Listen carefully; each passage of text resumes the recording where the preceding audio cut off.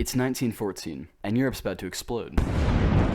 Gavrilo Princip is a young and extremely patriotic Bosnian Serb, as well as a member of the Black Hand. The Black Hand is a Serbian terrorist organization, hell-bent on the unification of all South Slavic peoples under a greater South Slavic regime. Their goals are especially apparent when we consider the other names the organization was known by. Anyways, Austria-Hungary's recent annexation of this territory, containing a large population of Bosnians and Serbs, angered the Black Hand, and many living in the region, who greatly disliked their new Habsburg rulers.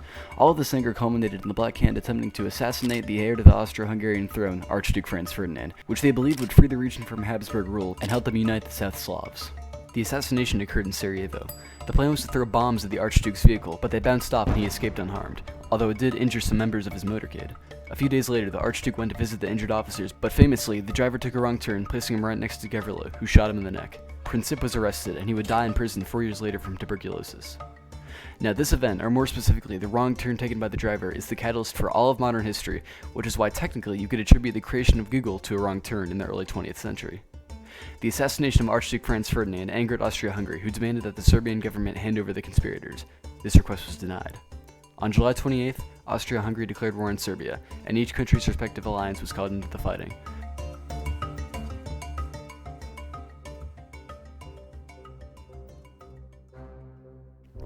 Under the Schlieffen Plan, Germany went through Belgium, making it nearly to Paris, but they were repelled outside the city and settled into trench warfare. The Western Front would remain stagnant until the end of the war.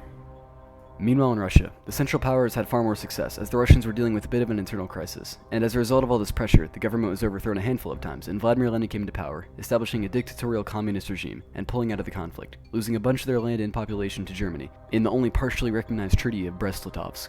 What preceded this was the 3-year-long Russian Civil War, the relatively new communist government's Red Army versus the pro-Tsar White Army. Many Western European nations, as well as the United States, were afraid of communism, so they were kind of hoping the White Army would win, which they did not. But back in Europe, the Allies, with America's help, defeated the Central Powers, and an armistice was signed on the 11th hour of the 11th day of the 11th month of, can you guess what year? That's right, 1918. It's important to note the effects that World War I had on Europe, and the world as a whole, and how the peace treaty was instrumental in causing World War II. The Treaty of Versailles dissolved Austria-Hungary, Poland was established, and Germany lost a bunch of territory.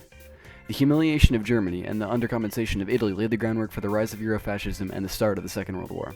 After years of failing democracy in Europe, Adolf Hitler, leader of the National Socialist German Workers' Party, or Nazis, came to power in Europe. A few years before that, Mussolini came to power in Italy. The rise of these dictators was a bit concerning to the Allies, but they were even more concerned when he did this.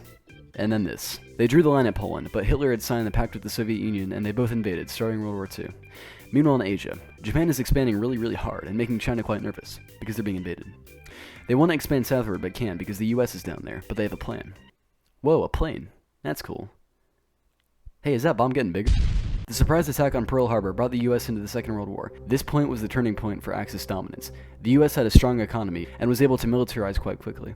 The Allies pushed Germany out of France, and the USSR pushed into Germany from the east. In his bunker, Hitler realized that he was pretty much screwed. At this point, the US and USSR were still allies, but there was a bit of a rivalry as a result of their opposing political ideologies. Okay, so I'm running out of time to make this project, and I thought I could do more. I couldn't, because I couldn't work over the weekend. So this is going to end really abruptly with no more animation. Here's 2 paragraphs. I hope you can pause it. Bye.